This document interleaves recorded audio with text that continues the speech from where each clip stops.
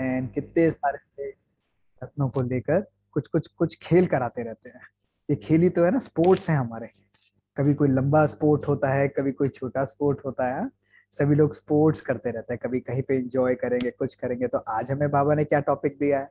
आज तो हमें बहुत ही वंडरफुल टॉपिक दिया है। आज हमें दिया है कई आत्माओं की, कई बच्चों की ये प्रश्न था, सूक्ष्म पाप क्या होता है और सूक्ष्म पाप का कारण क्या होता है ना, और इसका निवारण क्या है। तो आज हम इसके बारे में संक्षेप में चर्चा करेंगे। ठीक है, तो हम लोग अपनी यात्रा को आरंभ करते हैं। मुझे एक बहुत सुंदर छोटी सी कहानी ध्यान में आती है, और वो कहानी है एक नाव की। तो एक महात्मा था और बहुत सारे उसके साथ उसके भगत थे। तो वो सभी लोग नदी पार करने के लिए जा रहे थे। नदी में तूफान था, रात का समय था, और बहुत तेजी से वो नाव पर चढ़ गए और उस खवैये को बोला कि भाई फटाफट फटाफट नाव चलाओ। उसने तेजी से नाव चलानी आरंभ कर दी। बहुत तेजी से वो नाव को चल रहा था, नाव हिल भी रही थी, और सभी यात्री जो है आराम से उस नाव के अंदर बैठ गए। पूरी रात नाव चलती रही, और जब सवेरे उनकी आंख खुली तो उन्होंने देखा कि नाव तो जहां पर खड़ी हुई है वहीं पर ही खड़ी हुई है। तो सभी लोग हैरान कि भाई ऐसा कैसे हो रहा है यार? हमने तो पूरी रात नाव चलाई है। तो उतर कर देखा तो उन्होंने देखा कि नाव तो कई छोटी छोटी रस्सियों से बंधी हुई थी।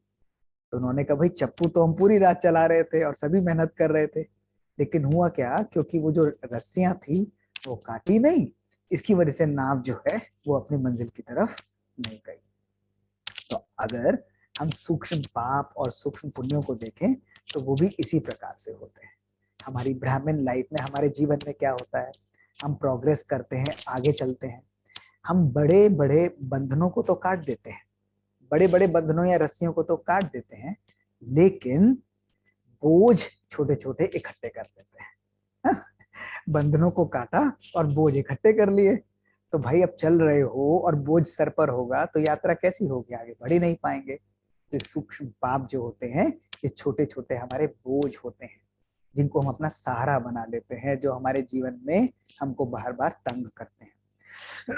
चाहे हम लौकिक जीवन में हो, अलौकिक जीवन में हो, ब्राह्मण लाइफ में हो, लेकिन ये छोटी छोटी बातें हमारे जीवन में हमको बहुत परेशान करती हैं। इसके लक्षण क्या है? कोई कहेगा कि भाई मुझसे तो नहीं लगता कि कोई पाप होता है, मैं तो समझता हूँ कि बहुत अच्छा मेरा लाइफ चल रहा है। तो केवल 5 बातों को अपने जीवन में देखो। अगर मेरे जीवन में सदा उमंग और उत्साह रहता है तो मैं सूक्ष्म पापों से मुक्त हूँ। लेकिन कभी मेरा उमंग ऊपर है, कभी नीचे है, तो यानी कहीं ना कहीं पापों का बोझा है। क्या मेरी खुशी सदा रहती है, या खुशी कभी कभी गायब हो जाती है? कभी कभी हम उदास हो जाते हैं, हो जाता है ना कभी कभी कि भाई मन कभी खराब हो गया, कन कभी ऊपर हो गया। तो इसका मतलब है कि कहीं ना कहीं कुछ छोटी छोटी गलतियां हमसे हो जाती हैं। क्या मैं भारी लगता है? क्या मुझे अंदर से हल्कापन महसूस नहीं होता है? अगर ऐसा भी होता है तो भी ये लक्षण है कि मेरे जीवन के अंदर कहीं ना कहीं छोटे मोटे पाप होते रहते हैं। ज्ञान मार्ग में उतार और चढ़ाव का आना, जीवन के अंदर कभी ज्ञान के प्रति डिसइंटरेस्ट आ जाना, योग में मन नहीं लगना, ये भी शो करता है कि हमारे जीवन में कहीं ना कहीं छोटी गलतियां हमसे होती रहती हैं। तो इनको हमें इम्प्रूव करना है, इन छोटी छोटी बातों को हटाना है, क्योंकि हमारे जीवन में एक बैलेंस होना चाहिए। योगी कौन है? योगी वो जो जीवन में बैलेंस हो, थोड़ा ऊपर नीचे आता है लेकिन उसको बड़े सहजता से उस नाव को अपने जीवन में संयम से ले आता है। ये है एक अच्छे जीवन की, एक योगी जीवन की तरीका, उसको जीवन जीने की कला। तो ये हुए हमारे लक्षण, इनका बहुत विस्तार है जिसके बारे में हम कभी आगे चर्चा करेंगे। अब सूक्ष्म पाप की गति क्या है? लोग कहते हैं भाई कि सूक्ष्म पाप इतने इंपॉर्टेंट क्यों है? तो ये इसलिए इंपॉर्टेंट है क्योंकि ये अंश से वंश पैदा कर देते हैं। अब जैसे मैं आपको एक एग्जांपल बताता हूँ। क्या होगा ना कि एक छोटी सी बात है, हमने कहा कि भाई इस व्यक्ति से गलती हुई है या कोई छोटी सी बात हुई है, तो हम कहेंगे किसी को बताना नहीं, परिवार में किसी को पता नहीं लगना चाहिए। फिर हम कहेंगे भाई तुम तो हमारे अच्छे मित्र हो, हम तुमको बता देते हैं। तो वो कहेगा भाई ठीक है तुम मुझे बताओ, हम उसको बता देते हैं। अब जिस व्यक्ति को आपने बताया तो उसके भी कोई अच्छे मित्र होंगे, वो उनको आगे बता देगा, और जिसने जिसको बताया वो चौथे को बताएगा, पांचवें को बताएगा। तो थोड़ी देर में सबको पता होता है कि ये किसी को नहीं मालूम, और पता वो सबको होता है। तो हुआ क्या, वो छोटी सी बात बहुत विस्तार करते करते बहुत बड़ी हो जाती है, और इसलिए ये अंश से वंश पैदा कर देती है। और जो व्यक्ति इस प्रकार की चीजों को ट्रांसमिट करता है, ट्रांसफेक्ट करता है, यानी उसका आरंभ करता है, तो एक से दूसरी बात जब जाती है तो कहीं ना कहीं वो पापों का बोझा हमारे जीवन में बना देती है, बहुत बहुत हमको परेशान कर देती है ना। तो ये है इसकी गति। इस गति का भी बहुत विस्तार है, इसका भी कभी हम मंथन जरूर करेंगे। लेकिन अब दो बातों पर प्रकाश डालना अगले 15 मिनट में बहुत जरूरी है कि वो 8 ऐसे कौन से सूक्ष्म पाप हैं जिससे हमको जरूर ध्यान रखना चाहिए, जिससे हमका परहेज रखना चाहिए, जिसके प्रति हमको सजग होकर अपने इस ज्ञान मार्ग में, अपने जीवन में चलना चाहिए। बहुत जरूरी है हमारे जीवन में। और उसका निवारण क्या है? तो ये हुआ 8 और 4 का रेशियो। तो 8 पाप, 8 छोटी छोटी बातें आज हम आपको बताएंगे, और उन बातों को हम सब अपने जीवन में चेक करेंगे कि कभी कभी ये हमको परेशान तो नहीं करती हैं, कभी हमको ये दुख तो नहीं देती है। तो सबसे पहला जो सूक्ष्म पाप जिसको अगर आप नोट करना चाहें वो है दोष दर्शन। हमारे जीवन में हम क्या करते हैं? दर्शन करते रहते हैं ना, पूरे दिन आंखों के द्वारा हम देखते रहते हैं, लेकिन एक क्वालिटी बहुत स्पेशल होती है, वो संसार के सभी लोगों में होती है, वो होती है दोष दर्शन की क्वालिटी। दोष दर्शन क्या होता है? दूसरों के कमियों को देखना, उनको सुनना, उनको सुनाना, उनको अपने जीवन में समाना और उनका वर्णन करना। सुना? देखना, सुनना, समाना, वर्णन करना। अगर ये बातें हम दोष किसी भी व्यक्ति के प्रति हम करते हैं तो ये हमारे लिए पाप का खाता जमा कर देता है। और फिर हम क्या सहारा करते हैं कि भाई इसको हम लोग इम्प्रूव करना चाहते हैं, इसलिए हम दूसरे को बता रहे हैं, बड़ों को बता रहे हैं। लेकिन आप देखो, जब भी हम किसी के दोषों को देखते हैं तो ये क्या हुआ? ये व्यर्थ हुआ ना। नेगेटिविटीज हम किसी की देखेंगे, उसको ऑब्जर्व भी करेंगे, लेकिन कहीं ना कहीं वो मेरे जीवन का हिस्सा बन जाएंगी। किसी व्यक्ति की कमियों को बार बार देखना, उसका चिंतन करना, अर्थात उसको अपने जीवन में हम लोग समाते हैं, उसको अपने जीवन में हम लोग धारण करते हैं। पूछो अपने आप से कितना अप्रोप्रिएट है? कहीं ना कहीं ये हमारे जीवन की खुशी को ले जाएगा। हमारे मन के संकल्प, ये किस कंप्यूटर की मेमोरी को ऑक्यूपाई कर रहा है? आपके इस मन की मेमोरी को ऑक्यूपाई कर रहा है ना। क्या आप अपने मन की मेमोरी के अंदर इस प्रकार के संकल्प को रखना चाहेंगे? तो दोष दर्शन हमारे लिए एक बहुत बड़ा सूक्ष्म पाप बन जाता है, क्योंकि यही व्यर्थ चिंतन और पर चिंतन और प्रदर्शन का एक बहुत पावरफुल रूप है। इसी का दूसरा छोटा भाई कौन है? वो है दृष्टिकोण परिवर्तन। दोष दर्शन और दूसरा दृष्टिकोण परिवर्तन। अब दृष्टिकोण परिवर्तन का भी बहुत बड़ा खेल होता है। कोई व्यक्ति की बात हम दूसरे तक सुनते हैं, या कोई व्यक्ति हमको किसी की बात सुनाता है, उस व्यक्ति की केवल बात को सुनते हुए ही, ना हमने देखा है, ना उस व्यक्ति से हमने इंटरेक्ट किया है, लेकिन अपने मन के संकल्पों को, भावनाओं को उस व्यक्ति के प्रति परिवर्तित कर लेना किसी की बात को सुनते हुए, यह है नेगेटिव दृष्टिकोण को परिवर्तित करना, अर्थात धारण करना, अर्थात यह है बहुत बहुत गहरा सूक्ष्म पाप। कितनी बारी अपने जीवन में देखिए लोग आते हैं, लोग आकर कहते हैं कि भाई ये तो बहुत ऐसे करता है, क्या आपको पता है उसने इस प्रकार से किया? चाहे ज्ञान मार्ग में हो, चाहे हमारे लौकिक जीवन में भी हो, लोग दूसरों की बातों को हम सुनाते हैं और उसको बहुत मजे से हम सुनते हैं। कई बारी इन बातों को जानना जरूरी है, लेकिन जब भी हम इन बातों को जाने, जानने के लिए जानना ठीक, लेकिन उसके लिए एक छोटी सी थिन लाइन होती है कि उसके साथ जब हम अपने दृष्टिकोण को परिवर्तित कर लेते हैं तो वो हमारे लिए पाप का रूप ले लेता है। क्यों? क्योंकि जैसे ही हमने उसकी नेगेटिव बात को अपने मन में धारण किया, उस व्यक्ति के प्रति हमारे विचार और हमारी भावनाएं परिवर्तित हो जाएंगी, नेगेटिव हो जाएंगी, वेस्ट हो जाएगी ना। आप किसी के प्रति कोई भाव को रखेंगे, चेक करते जाओ, एक एक चीज को बहुत सूक्ष्म रूप से, गहरे रूप से अपने जीवन में अभी अभी चेक करते जाओ, बहुत आनंद आएगा आपको। और इस एक एक चीज पर जब हम कार्य करेंगे ना, हमारी लाइफ बहुत पावरफुल और ब्यूटीफुल बन जाएगी, है ना। तो दृष्टिकोण परिवर्तन करना, इसके बारे में हम फिर चिंतन करेंगे कि क्यों दृष्टिकोण को परिवर्तित करते हैं, इसकी गहन गति क्या है, और ये हमारे जीवन, हमारे संकल्पों पर किस प्रकार से प्रभाव डालता है। तीसरा सूक्ष्म पाप कौन सा है? तीसरा सूक्ष्म पाप है कि दूसरे को देखकर, उसकी क्वालिटीज, उसकी नेगेटिविटीज को देखकर सहारा बनाना। क्या लगता है, कोई बात नहीं, सब तो कर रहे हैं, हमने भी कर लिया, उसने किया, उसने ऐसा कहा तो हमने कर लिया, तो क्या बड़ी बात है। ये होता है कि कोई भी नेगेटिव बात को अपने जीवन में सहारा बनाकर, जिसको बाबा कई बार पता है क्या बोलता है, बाबा कहता है डनलप के तकिए की तरह तुम सहारा बना लेते हो। जहां लिया उस तकिए को लगाया और सो गए।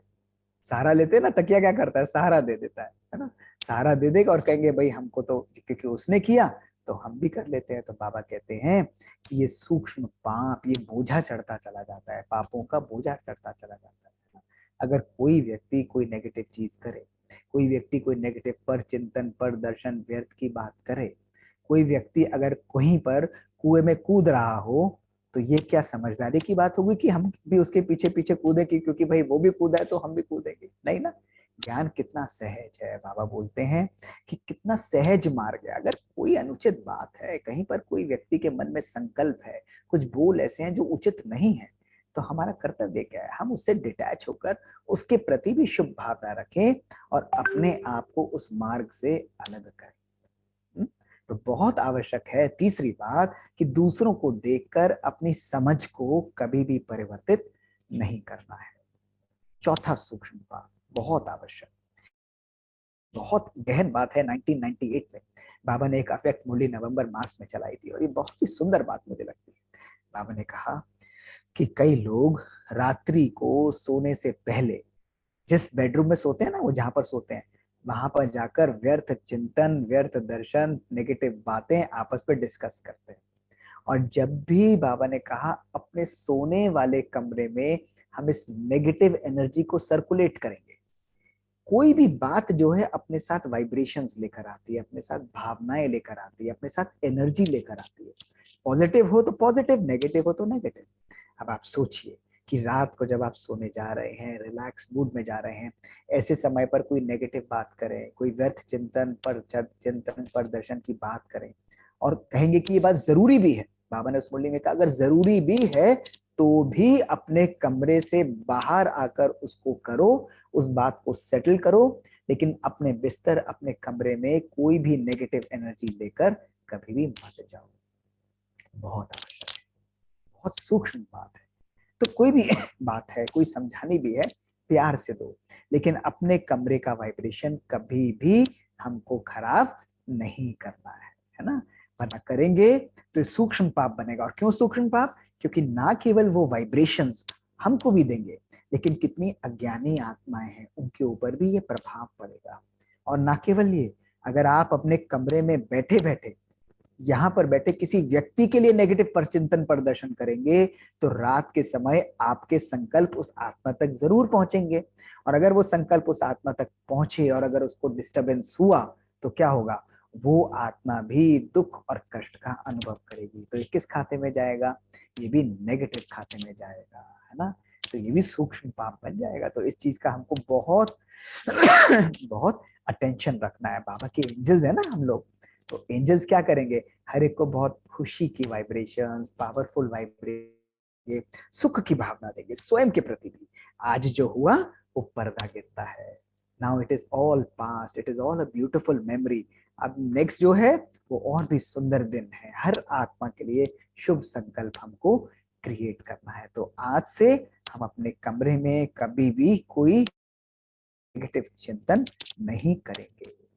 पांचवा सूक्ष्म पाप जो बाबा ने बताया वो बहुत इंपॉर्टेंट है, अपनी बात को जिद और सिद्ध करना कि मैं तो बिल्कुल सही हूं, मैंने तो पहले भी कहा था, मैं तो हमेशा कहते ही आया हूं, मेरी बात कोई सुनता नहीं है। पापा कहता है अगर सही बात भी है तो सत्यता को भी बहुत बहुत प्यार से सामने रखना चाहिए। सत्यता को प्रत्यक्ष होने का वरदान प्राप्त होता है। तो बाबा ने बोला बहुत सुंदर रूप से कभी भी जिद और सिद्ध मत करो। जो एंजल्स होंगे ना, जो बाबा के बहुत सुंदर, बहुत दिव्य बच्चे, बहुत फरिश्ता रूप के बच्चे हैं, वो कभी भी किसी बात को जिद नहीं करेंगे कि ऐसा ही करो, मेरे अनुसार इसी प्रकार से होना चाहिए।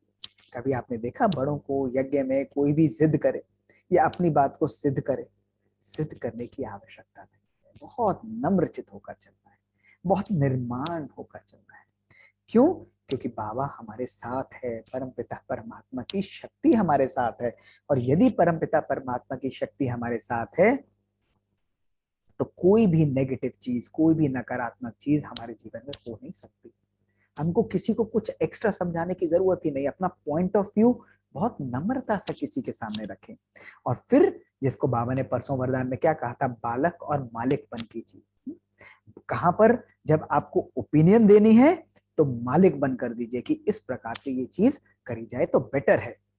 जब वो स्वीकार या निर्णय करने का समय आए तो आप बालक बन जाइए। कोई एक्सेप्ट करता है तो बहुत बढ़िया, नहीं करता है तो भी बढ़िया। अर्थात जिद और सिद्ध से मुक्त आत्मा हो। कभी भी अपने जीवन में इस प्रकार की भावनाओं को जगह नहीं देनी है। इसका भी विस्तार कभी हम अलग अलग रूप से चर्चा करेंगे। छठा पॉइंट जो सूक्ष्म पाप का बहुत इंपॉर्टेंट है वो है सूक्ष्म ईर्ष्या। ध्यान से सुनना, ये बहुत गहन है। सूक्ष्म ईर्ष्या, अहम और वहम हमारी लाइफ में आना। आप देखो, जब हम जीवन में चलते हैं, हमारे मित्र हैं, हमारा अपना परिवार है, सबको हम आगे बढ़ते हुए देखेंगे भी, लेकिन कभी कभी हमारे मन में कहीं ना कहीं किसी आत्मा के प्रति कुछ ना कुछ ईर्ष्या और द्वेष की भावनाएं आ जाती हैं, कहीं ना कहीं घृणा की भावना आ जाती है। अब बाबा बोलते हैं कि अगर सूक्ष्म में भी मुख से हम अच्छा कह भी रहे हैं, कर्मों से अच्छा कर भी रहे हैं, लेकिन फिर भी अगर मन और संकल्पों में उस आत्मा के प्रति हमारे मन में ईर्ष्या है तो वो ना हमें खुश रहने देगी, ना उस आत्मा को आगे प्रॉपर्ली बढ़ने देगी। ये बहुत गहन सूक्ष्म पाप हमारा बन जाता है। जो बाबा के बच्चे हैं, जो सच्चे रत्न हैं, वो हर प्रकार की ईर्ष्या और घृणा से मुक्त है। जीवन में खुश रहने का तरीका, जीवन में हल्के रहने का तरीका है कभी भी अपने जीवन में ईर्ष्या, घृणा, वहम और अहम को मत आने दो। मैंने किया, कभी हमने, हम क्या कर सकते हैं, परमात्मा हमारे द्वारा करा रहा है ना। लोग कभी भी कुछ कहेंगे, अरे वाह आपने ये अचीव करा, आपने वो अचीव किया, हम कहते हैं भाई हम तो कठपुतली हैं। कठपुतली का खेल कैसे होता है, वो ऐसे ऐसे चलाता रहता है, कठपुतलियां बढ़िया बढ़िया डांस करती रहती है, लेकिन चलाने वाले की ही ब्यूटी है कि वो किस तरीके से चलाता है। तो अपने आप को कहो कि हम तो बाबा के प्यारे प्यारे परम पिता परमात्मा के एंजल हैं, उसके हाथ में हमारी डोर है, वो हमको जैसे नचाता है हम नाचते हैं। लेकिन बाबा भी जब मास्टर कठपुतली वाला है ना, जो मास्टर रचयिता है, तो वो कैसे चलाएगा, वो बिल्कुल परफेक्ट रूप से हर चीज को चलाएगा। तो इसलिए बहुत आवश्यक है कि अहम वहम कभी भी नहीं, ना किसी प्रकार की ईर्ष्या और घृणा होनी चाहिए। सातवां जो सूक्ष्म पाप है वो है कभी कभी छोटी छोटी चोरी करने का। कभी हम बाबा के घर में होते हैं, कभी कोई चीज छुपाकर खा लेना, कभी कभी कभी कोई चीज छुपाकर इधर से उधर ले लेना। बाबा कहता है ये ठीक नहीं है। तुम प्यार से बोलो, ये तुम्हारा अपना घर है, तुमको कभी भी ऐसी कोई चीज नहीं करनी जो चोरी और ये पाप ने, क्या जरूरत है आपको। आप प्यार से बोलो, हक से लो, ये आपका अपना घर है। तो बाबा कहता है कई ब्राह्मण बच्चे जो कि आश्रम में भी रहते हैं, वहां पर भी वो चुरा कर ऐसी छोटी छोटी बातें करते हैं, और अगर करेंगे तो ये सूक्ष्म पाप के खाते में चला जाता है। इसके ऊपर बाबा ने 1976 में एक बहुत पावरफुल मुरली चलाई थी, जिसके बारे में भी हम कभी आगे चिंतन करेंगे। आज हमारे समय के अनुसार वो हमको अलाउ नहीं करता है। और आठवीं बात जो बाबा कहते हैं सूक्ष्म पाप बन जाता है वो है श्रीमत में अपनी मन मत मिलाकर किसी को ज्ञान देना। अक्सर क्या होता है, अक्सर हम लोग अपने जीवन में कोई भी बाबा की ज्ञान होगी उसके अंदर अपनी भावनाओं को, अपनी मत को मिलाकर हम दूसरे को दे देते हैं। अगर किसी की भी बात को हम अपनी बातों को मिलाकर देंगे, उस बात को, बाबा की बात को ऑल्टर कर देंगे अपने ज्ञान के अनुसार, अर्थात किसी को भ्रमित कर देंगे, तो ये भी पाप की कैटेगरी में चला जाता है। बहुत इंपॉर्टेंट है, इसको बहुत सूक्ष्म बात है कि बाबा की ज्ञान की बात को तोड़ मड़ोड़ कर अपने अनुसार, अपनी बातों के अनुसार रख देना और उस व्यक्ति को भ्रमित कर देना, ये भी हमारा पाप के खाते में चला जाता है। और लास्ट जो सूक्ष्म पाप है वो है अत्यधिक सूक्ष्म रहम। बाबा ने कहा कि किसी आत्माओं के दुख के अंदर इतना फंस जाना, इतना परेशान हो जाना, अत्यधिक रहम दिखा देना कि हमारा मन भी उसकी वजह से डिस्टर्ब हो जाए। तो बाबा कहता है ये भी कहीं ना कहीं आपके जीवन को डिस्टर्ब करता है, ये भी पाप के खाते में चला जाता है। तो आज ये 8-9 बातें अगर हम अपने जीवन में इसको एक एक पॉइंट को बहुत प्यार से विजिट करना, इसको अनुभव करना, अगर इन बातों को देखेंगे, चेकिंग करेंगे, तो आपका अनुभव होगा कि हम छोटे छोटे चेंजेस भी लाएंगे ना, तो खुशी आती जाएगी और हल्कापन आता जाएगा। और इन बातों से मुक्त होने के लिए केवल 5 बातों को हमको धारण करना है। और वो 5 बातें कौन सी हैं, मैं आपको केवल पॉइंट्स के अनुसार एनुमरेट करता हूँ, इसको ध्यान से सुनना। जब आप दोष दर्शन नहीं करना चाहते हो तो आपको क्या करना पड़ेगा, आपको विशेषताओं का दर्शन करना पड़ेगा, अर्थात आपको विशेषताओं का चश्मा पहनना पड़ेगा। तैयार है, बताइए। हाँ, आज से हम चश्मा लगाते हैं ना, तो रोज सवेरे उठकर अमृत वेले ऐसे लिया और ये चश्मा पहन लिया कि बाबा मैं तो विशेष, अति विशेष आत्मा हूँ, हर व्यक्ति में, हर आत्मा में मैं विशेषता को देखूंगी। बाबा ने कल मुरलियों में क्या बोला, हाँ संडे की मुरली में क्या बोला, हर आत्मा के अंदर एक विशेषता जरूर है, केवल जरूरत है उसको देखने की। परमात्मा ने उसको पहचान लिया और अपना बना लिया, हम बच्चे भी उसको पहचाने ना। और अगर हम विशेषताओं को देखते जाएंगे तो विशेषता संपन्न आत्मा हम बन जाएंगे, हर एक की विशेषता को हम देखते जाएंगे। तो एक दिन ये अभ्यास करो, आज से लेकर कल रात तक हम हर आत्मा की विशेषता को देखेंगे, आप देखना पाप होगा ही नहीं, पाप का कैटेगरी ही खत्म। जहां विशेषता देखोगे तो दोष दर्शन खत्म, व्यर्थ खत्म, पर चिंतन खत्म, पर दर्शन खत्म, दृष्टिकोण परिवर्तन खत्म। जब ये खत्म तो रात को हम नेगेटिव चिंतन ही नहीं करेंगे, सब बातें खत्म हो जाएंगी, केवल विशेषताओं की तरफ हमें फोकस करना है। दूसरा, सत्यता और सभ्यता का बैलेंस। कभी भी अपनी बात को रखना है तो बहुत सभ्यता से, बहुत तरीके से, बहुत मिठास से हमको अपनी बात को किसी के आगे रखना है। अथॉरिटी से चिल्लाना नहीं है। कहते हैं ना, डोंट रेज योर वॉइस, इस बात को बहुत ध्यान से सुनना, don't raise your voice, improve your argument. अपनी आवाज को ऊंचा मत करो, अपने तथ्यों के ऊपर ध्यान डालो। तो बाबा कहते हैं बच्चे, सत्यता को बहुत सभ्यता से हमें रखना है, बहुत प्यार से हमको रखना है। तीसरी बात, हर आत्मा के प्रति शुभ भावना और शुभ कामना। जब हमारे मन में किसी के प्रति ईर्ष्या है ही नहीं, किसी के प्रति घृणा है ही नहीं, हर आत्मा को दो, शुभ भावना दो, शुभ कामना दो, इतना दो कि वो आत्मा अपने मन, अपने संकल्पों से परिवर्तित हो जाए। इतना स्नेह दो, इतना प्यार दो, दूर बैठे बैठे दो, सामने आए तो दो, जैसे भी देना है दो, संकल्पों के द्वारा दो, वाणी के द्वारा दो, कर्मों के द्वारा दो, लेकिन उस आत्मा को दो, शुभ सोचो और शुभ उस आत्मा के लिए दो। तीसरी, चौथी बात जो बहुत आवश्यक है वो है वाणी की मर्यादा। वाणी बहुत पावरफुल है। देखो कितना सुंदर बात है, अगर आप देखो महाभारत का अगर जो शास्त्र लिखा गया तो वो क्यों लिखा गया, केवल वाणी की असभ्यता के कारण। तभी किसी ने कहा है कि जब पानी अपनी मर्यादा को खोता है तो वो नाश कर देता है, और जब वाणी अपनी मर्यादा को खोती है तो वो सर्वनाश कर देती है ना। तो बाबा कहता है कि हमेशा अपनी वाणी को बहुत मधुर, संकल्पों को मधुर तो वाणी भी बहुत मधुर, बहुत प्यार से हर एक के लिए कोशिश करके देखो, बहुत प्यार से। कभी कभी होता है, सबसे होता है, लेकिन फिर वापस सोचो कि नहीं, मुझे बहुत मधुरता से बोलना है, प्यार से बोलना है। वाणी की मर्यादा हम रखेंगे, उस व्यक्ति का हृदय, उस व्यक्ति के संकल्प परिवर्तन हम लोग कर देंगे। और लास्ट बात, अगर हम सूक्ष्म पापों से मुक्त होना चाहते हैं वो है साक्षी दृष्टा। दूसरे के पार्ट को देखकर विचलित मत हो। कोई कर रहा है, कोई कह रहा है, उसकी वजह से मैं अपने संकल्पों को चलाऊं, अपने पाप और बनाऊं। बाबा कहता है क्यों करते हो, डिटैच होकर देखो।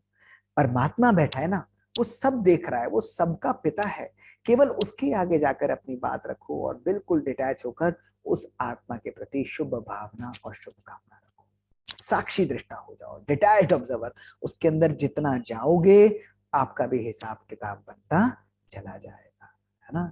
तो हम बाबा के ऐसे एंजल्स अगर इन 5 बातों का अभ्यास करें, विशेषता का चश्मा पहने, सत्यता और सभ्यता का बैलेंस रखें, है ना, शुभ भावना और शुभ कामना रखें, हर आत्मा के प्रति प्यार से, सहजता से देव केवल उसको, वाणी की मर्यादा को हम मेंटेन करें। और वाणी केवल ये मुख की वाणी को मत समझना, मुख की वाणी तो फिर भी छोटी बोलती है, लेकिन संकल्पों की वाणी बहुत पावरफुल है। ये वाणी जो है, ये संकल्पों की वाणी की बात कर रहे हैं। संकल्पों की वाणी अर्थात हमारे संकल्पों की जो आवाज है वो दूसरे व्यक्ति तक कितनी शक्ति से, कितनी पावरता से पहुंचती है। और लास्ट है साक्षी दृष्टा पाप। तो सूक्ष्म पाप की लिस्ट तो बहुत है, हमने करीब 50 to 60 निकाले थे, लेकिन हमें लगा कि अगर हम केवल इन 8 बातों को भी अपने जीवन में अगर धारण करते हैं और इनसे हम लोग मुक्त बनते हैं तो आप देखेंगे हमारी लाइफ बहुत इजी हो जाएगी, बहुत सहज हो जाएगी, है ना। तो आप हमारी बाबा की जो हमारा तो पालन करता, हमारा नैया का जो खिवैया है वो कौन है? हमारा सर्वशक्तिवान हमारा पिता है, वो हमारा फादर है, वो हमारा सब कुछ है। जब वो हमारे साथ है तो हमको क्यों किसी चीज से डरना है? वो हमारा मददगार है, उसकी अति विशेष आत्माएं हैं। हाँ, सूक्ष्म पापों से रहित हम श्रेष्ठ आत्माएं हैं। तो चलो अब हम इन बातों को सबने नोट किया, सबने सुना, हमने संक्षेप में आपको ये पॉइंट्स बताए, लेकिन अब इन बातों को हम अपने जीवन में केवल अगले 8-9 मिनट के लिए इसका अनुभव करेंगे। तैयार है सब लोग? हाँ, चलो सब लोग इसका प्यार से अनुभव करेंगे, आंखें खोलकर, चाहे बिस्तर पर हो चाहे कहीं पर भी हो, लेकिन प्यार से इन बातों को सुनना है और बाबा की याद में हमको बैठना है। हाँ, आराम से डर्ट होकर शरीर के अंदर आप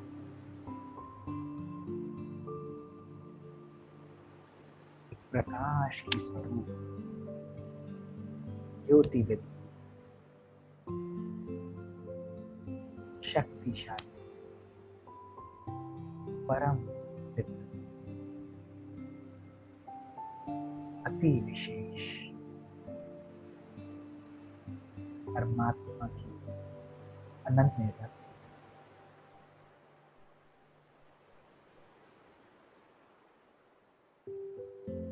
योगीराज आत्मा की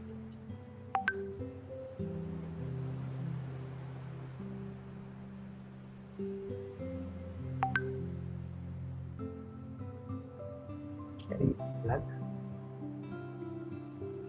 है, आत्मा अलग।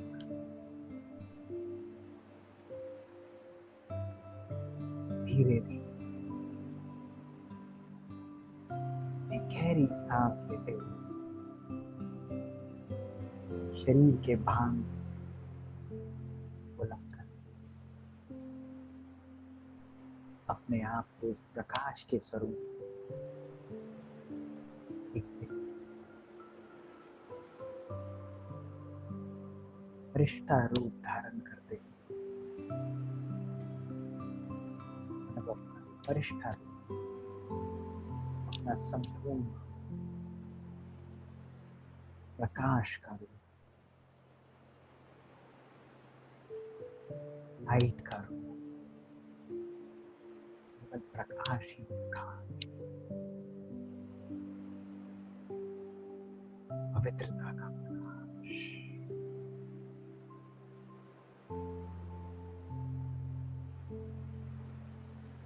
इस फरिश्ते रूप को धारण कर उज्जवल परम पिता परमात्मा और ब्रह्मा बाबा सूक्ष्म धन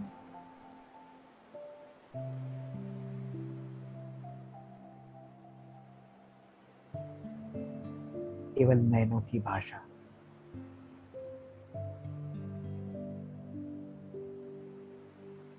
बेआवाज ज्योति, शांति के शक्तिशाली प्रकंपन और बाबा अनोखा उन प्यार से आपका वेलकम करते हैं। एंजल बच्चे, रिश्ता रूपधारी बच्चे,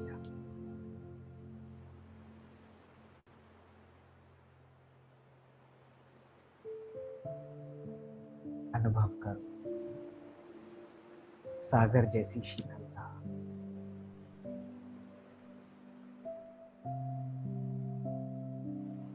बहती हुई नदी जैसी निर्मलता।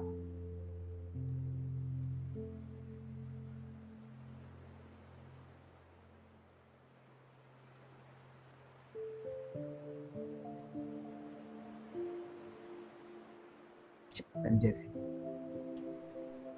फूलों की खुशबू।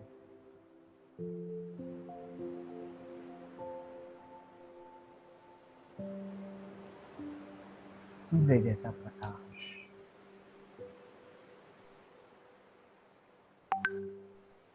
मुझे आत्मा को असीम सुख और आनंद का अनुभव करा रहा है।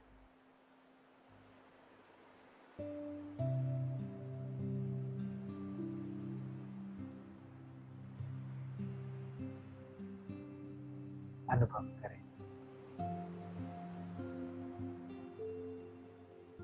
बाबा का प्रदान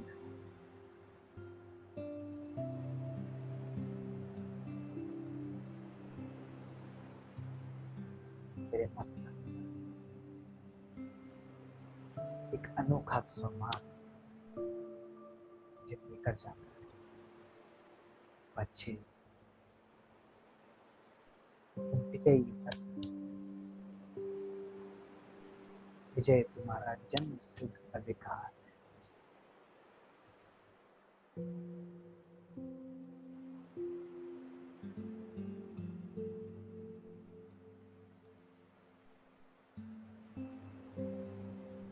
बाबा कहते बच्चे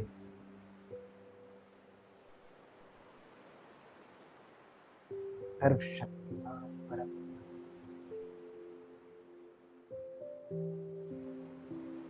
हमारा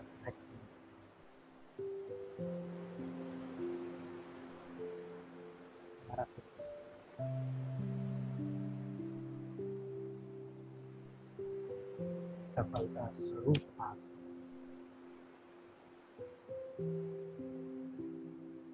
आप हो सके।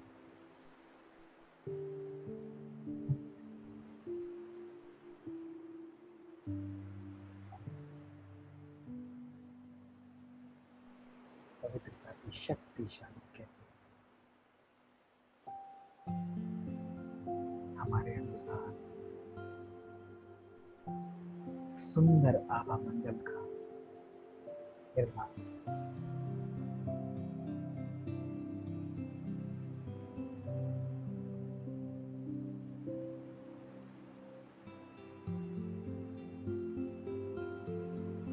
अपने आप को सदा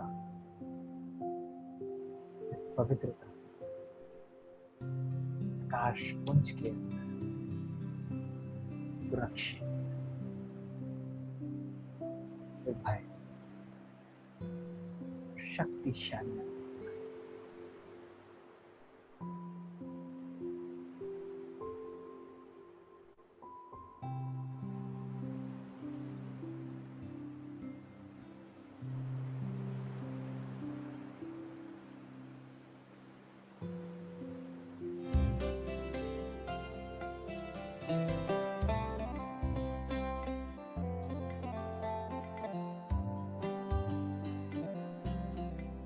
और शक्ति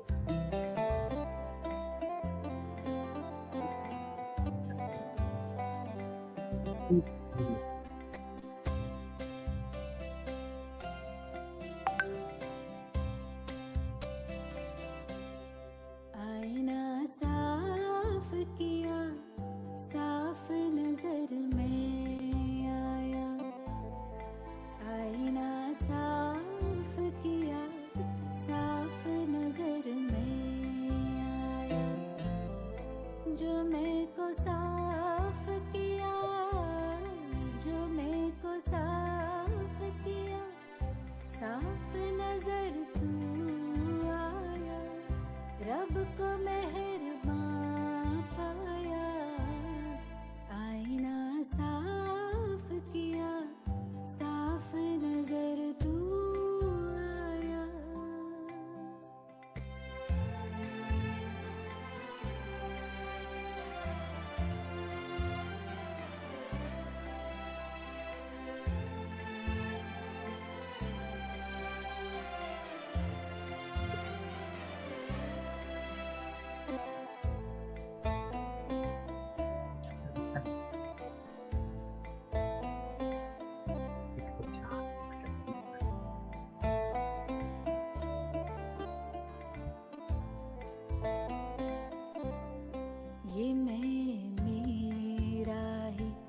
मुझको तुझसे दूर किए था, ये मैं मेरा ही मुझको तुझसे दूर किए था। जाने गुरूर था क्यों मुझको जो मगरूर किए था। जाने गुरूर था क्यों मुझको जो मगरूर किए था।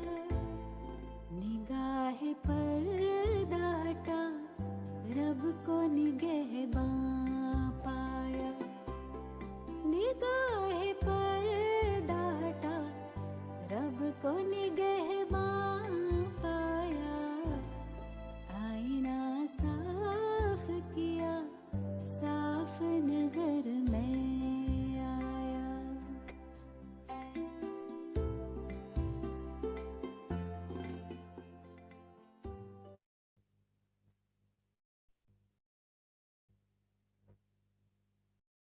ओम शांति। शांति।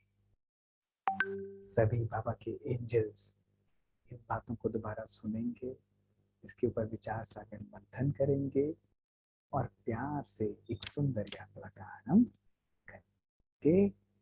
सबको बहुत बहुत वंडरफुल नव जीवन की, नवयुग की ढेर सारी बाबा की ब्लेसिंग्स भी हैं, बधाई भी हैं। आप प्यार से बाबा की गोद में जाकर विश्राम करेंगे। ओके, ओम शांति।